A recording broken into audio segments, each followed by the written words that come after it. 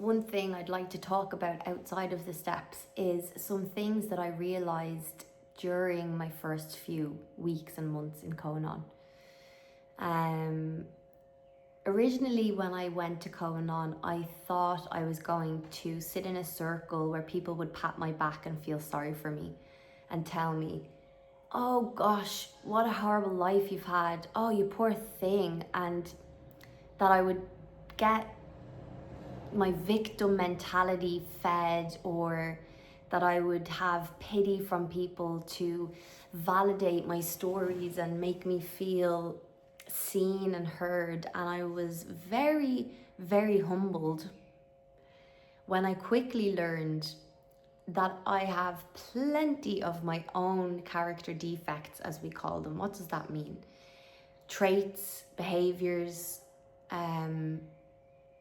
styles that are not healthy or helpful. So again, I've said before, the attention went back onto myself instead of focused so much on the addicts in my life. And instead of focusing on their behaviours and their traits and what they were doing so wrong and what they were doing so hurtful and what they were doing that was so annoying and that was getting in the way of my life, I saw a lot of what I was doing that was getting in the way of my own life. So this came from people being brave enough to share with humility and honesty in those rooms, in the meetings on Zoom and in person. And I learned very quickly how controlling I can be. I realized very quickly how manipulative I have been. I realized that I was not always honest. And one of the main things I saw about myself was how righteous I've been, thinking that I know better, thinking that my way is the best way, thinking that the way I do things is the way everyone should do things. And when it came to manipulation, that's a very strong word, but I learned that I was doing things in certain ways, or saying things or not saying things, silence can be violence, to make things happen the way I wanted them to, or to make people think things or see things the way I wanted them to, which can tie into being controlling. So projecting onto others what I felt was best. Projecting means that we're taking what we believe is best and we're trying to force others, or we're putting it on others and interfering. I was always interfering with things that were, as my sponsor always says, none of my business. None of my business. Interfering with what people were doing, having opinions about it. Again, like all these different things tie into each other, like the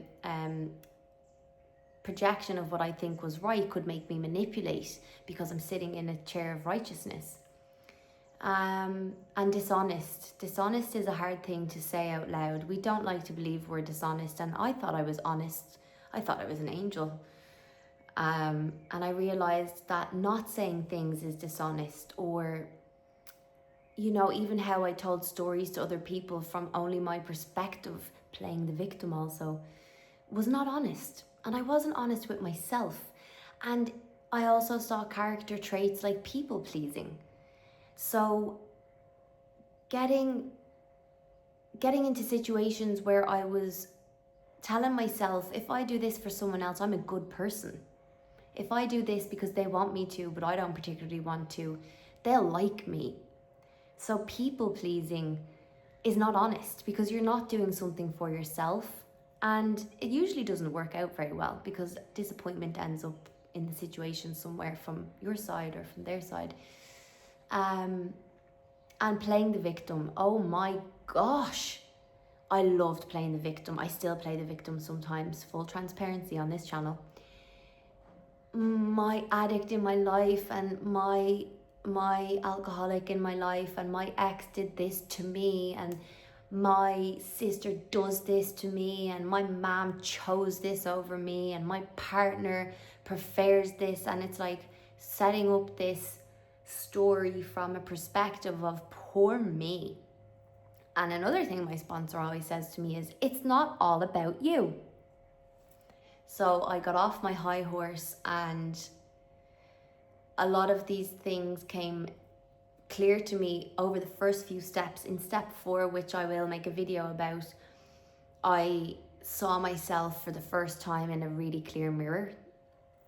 But we'll get to that. But this program let me, again, take the energy I was putting onto everyone else's problems, like I had a flashlight highlighting everyone's problems, and something took that flashlight and put it back on me and said, whoa, Nelly, you have plenty of stuff to look at yourself. And why I'm saying this is because when I was able to be honest with myself and accept that I'm not perfect and that I'm flawed and I'm defected, I was then able to start to work on those things, and then I showed up in situations better, and I experienced less struggle, less pain, less stress, less frustration, more serenity, more peace, more presence, and an overall bigger feeling of inner contentment. It takes compassion. So if you are on a journey with the 12 steps from any fellowship, or if you're just feeling right now like some truth is coming through of things that are you're not so proud of, that's okay. That's okay. We are human. We are designed to survive. We manipulate every day. Every living being manipulates. It's part of survival. But you can drop the shame about that and the guilt and be on your own side. You have to have self-compassion. And my sponsor always told me this from the beginning. Be soft and gentle with yourself, the way you would treat your friend, because you are your own friend in this situation and you're doing the work. And learning all these things about yourself is quite intense and can be quite identity disrupting, but that's okay. You are okay. Your flaws and all. We are all flawed.